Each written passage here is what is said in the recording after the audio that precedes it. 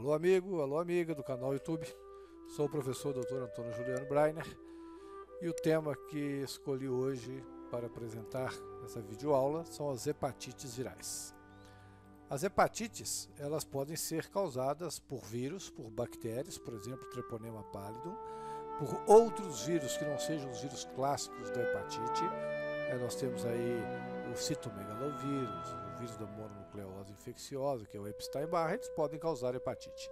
Hepatite pode ser também por medicamentos, por exemplo, os antifúngicos, os antibióticos da classe dos macrolídeos, principalmente eritromicina, são hepatotóxicos e podem levar a hepatite medicamentosa. Suspendendo esses medicamentos, logo que o indivíduo começa a sentir algum mal-estar, o fígado volta-se normalmente à normalidade. E nós temos as hepatites autoimunes, em que os nossos anticorpos, nossos linfócitos citotóxicos, resolvem desconhecer ou então não reconhecer o nosso fígado como próprio e começam a atacá-lo e destruí-lo. Nesse caso, a saída é imunossupressores e depois transplante.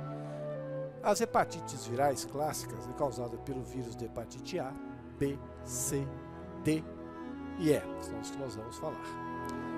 Nesse diapositivo, nós observamos aqui várias formas de contaminação. A hepatite A e a hepatite E, elas principalmente por água e material contaminado com fezes.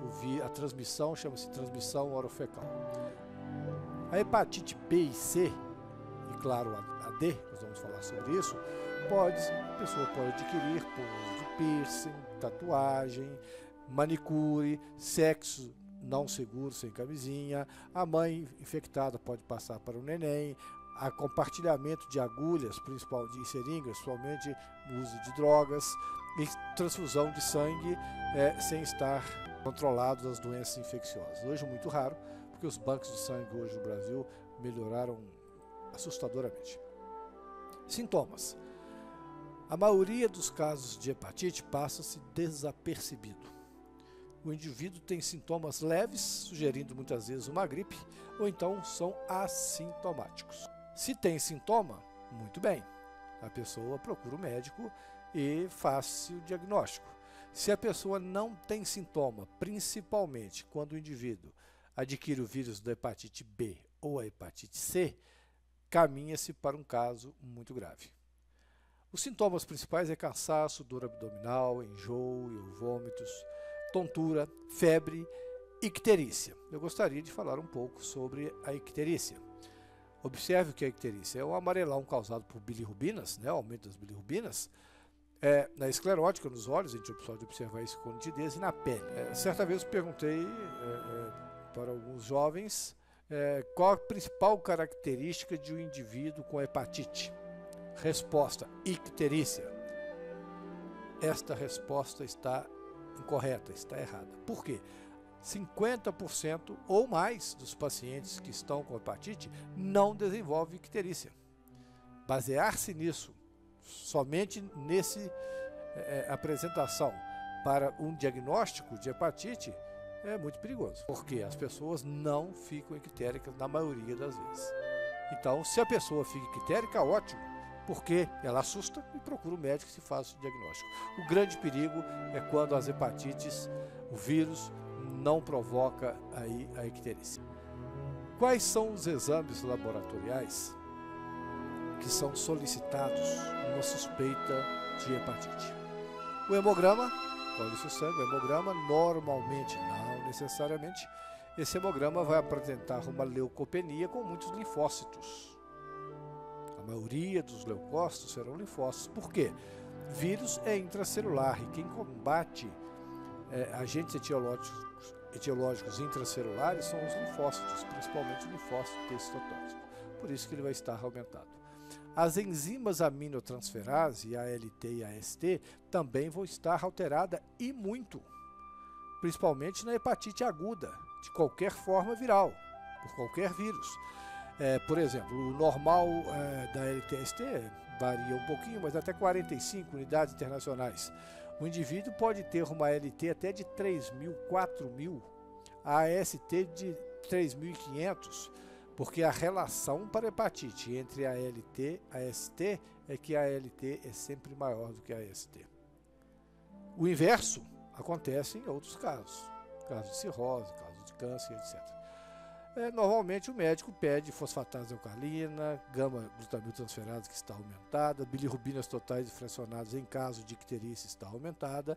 Em hepatites mais graves, que já tem comprometimento sério do fígado, né, o tempo e atividade de protrombina vai estar aumentado, porque o indivíduo não consegue metabolizar a vitamina K.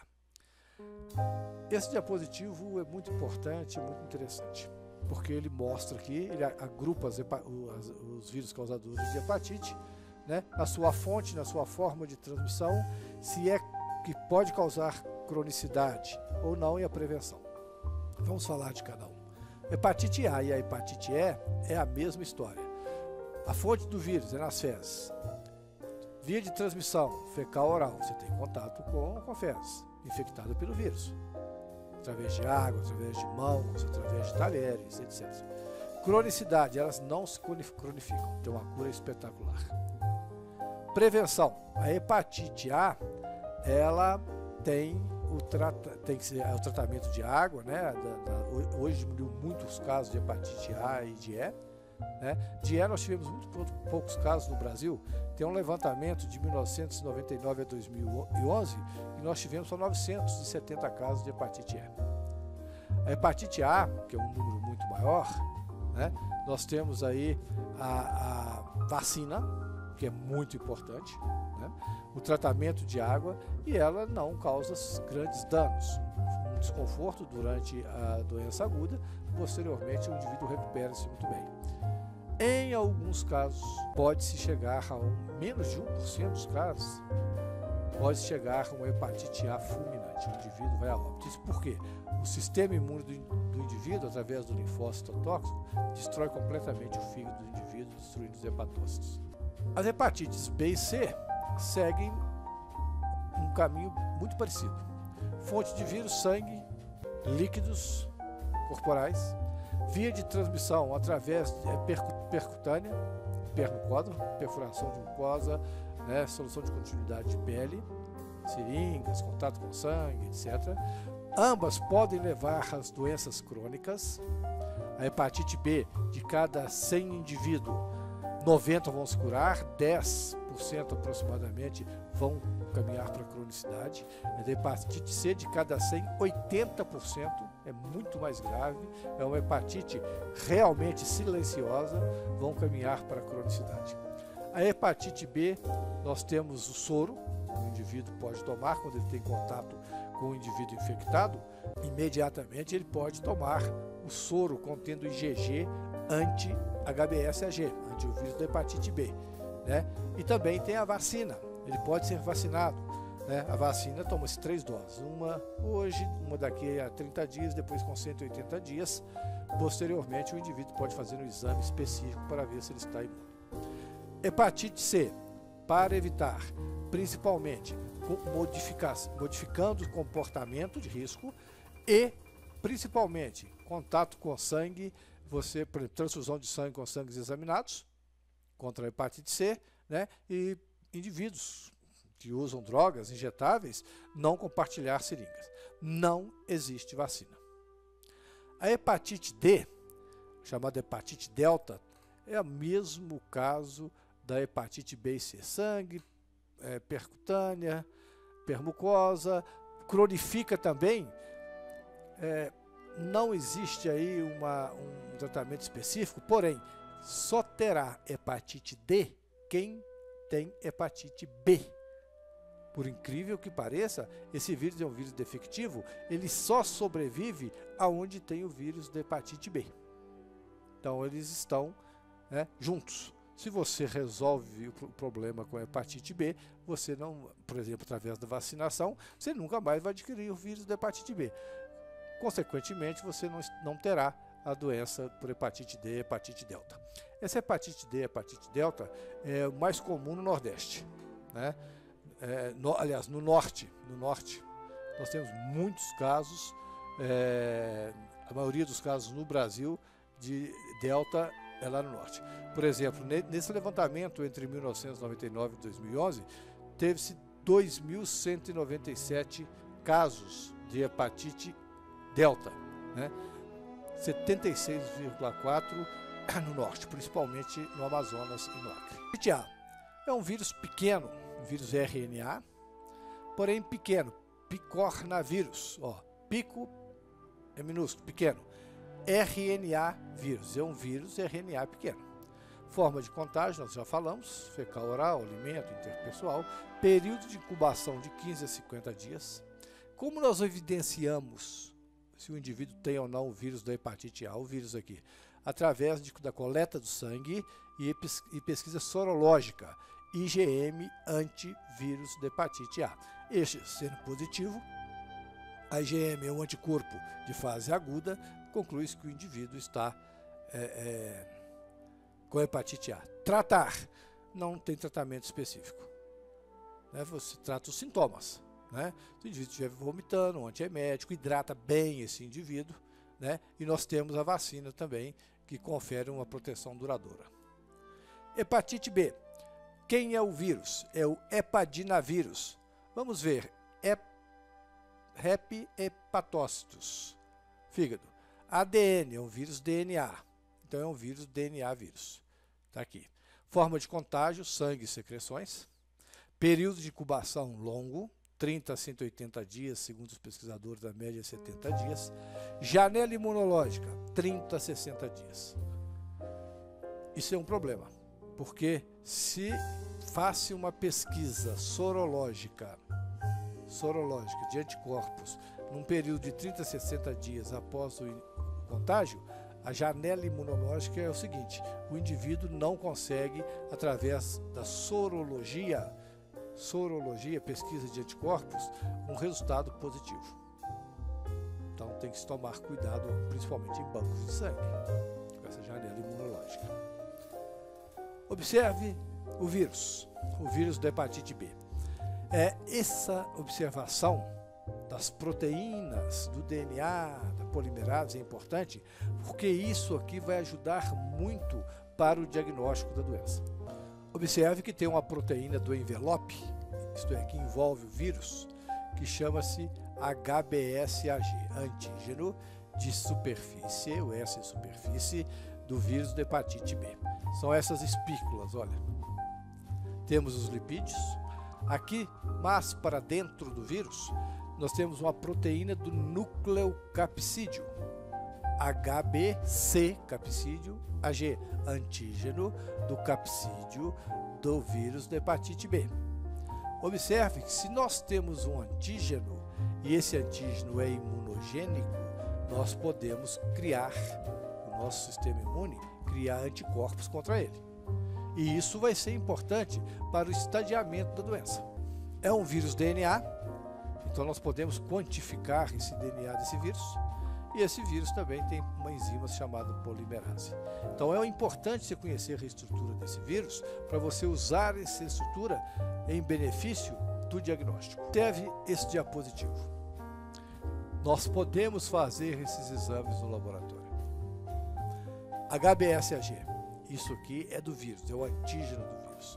HBeAg é uma partícula viral que circula. Não é presa no vírus. Agora, IgM é um anticorpo. Anti-HBC. O IgM é sempre de fase aguda. Lembra do HBC? Nós podemos voltar e mostrar para você, ó, o HBC. Ó.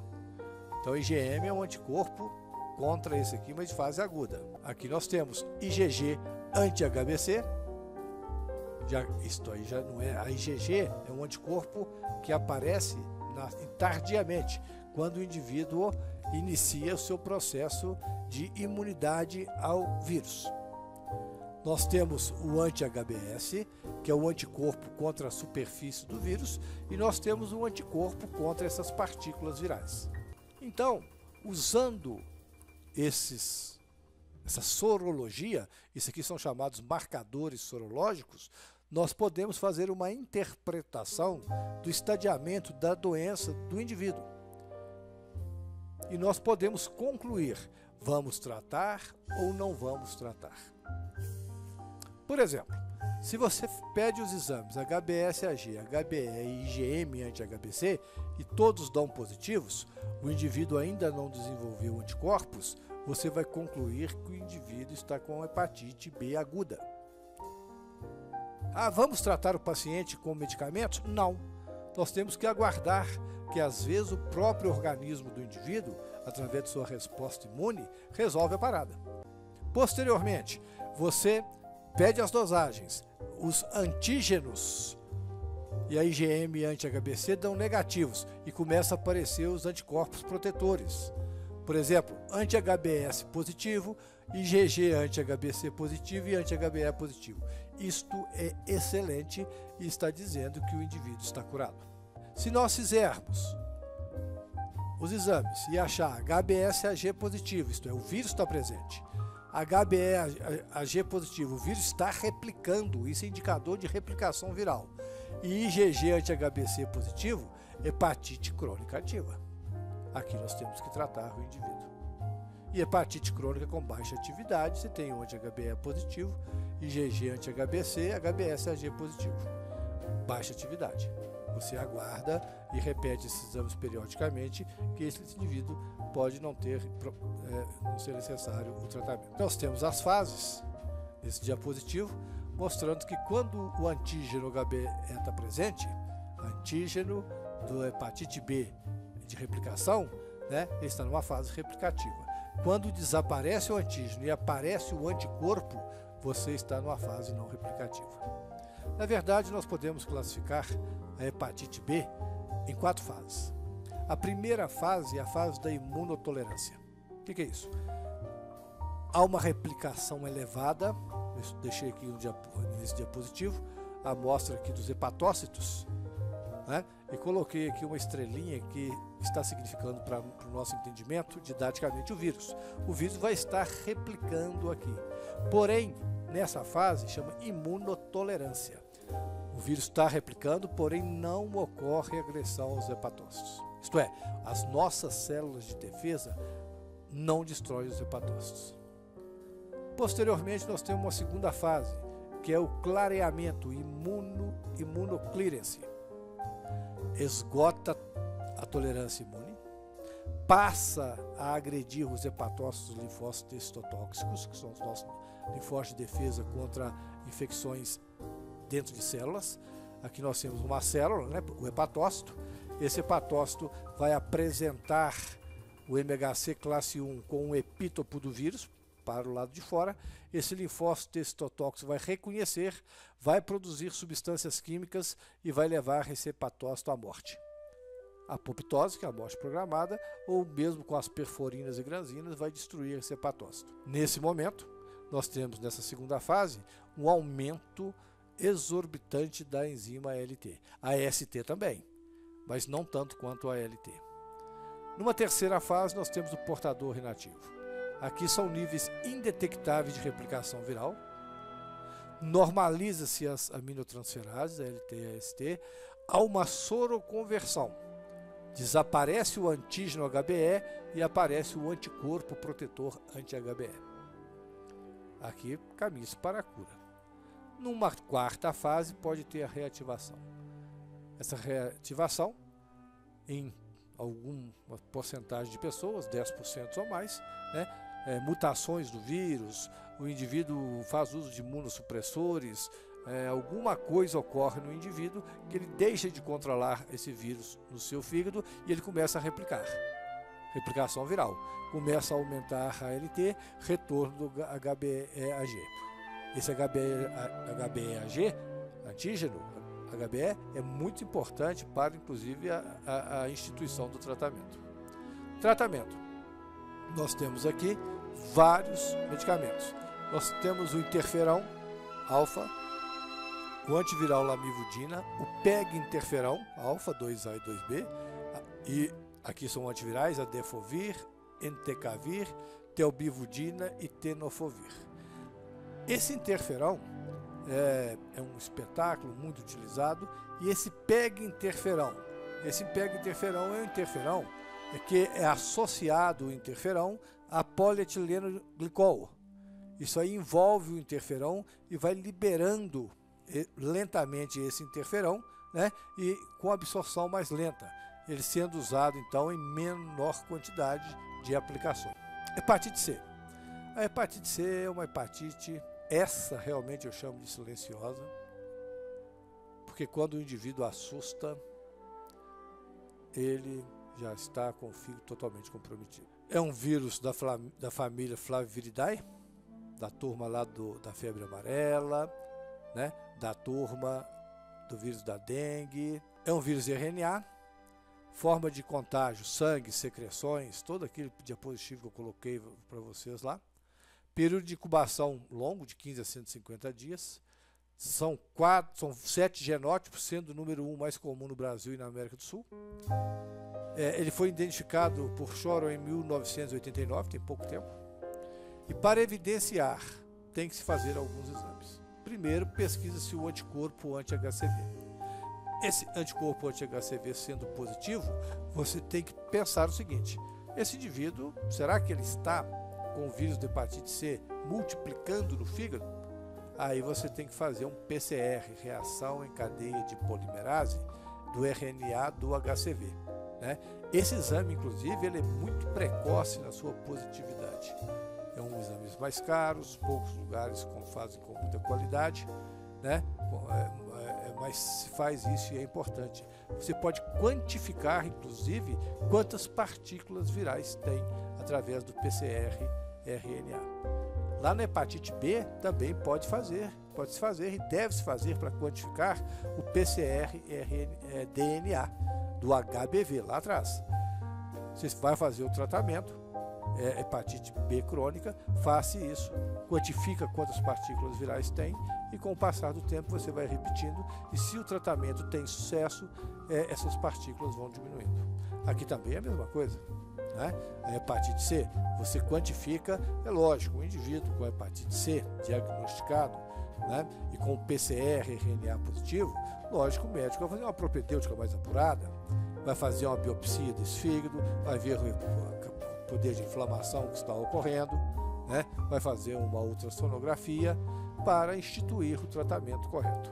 O tratamento para a hepatite C, ele é gratuito, também da hepatite B. Esse diapositivo aqui é um diapositivo muito interessante. Vamos lê-lo.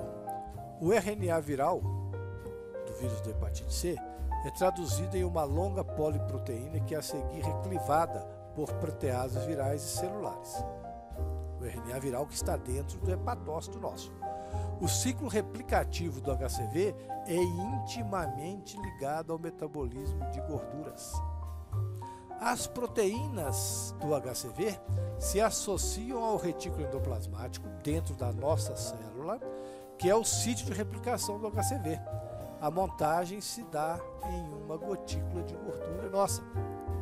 Virions, que é o infectivo, deixam a célula pegando carona no caminho de secreção da apolipoproteína B.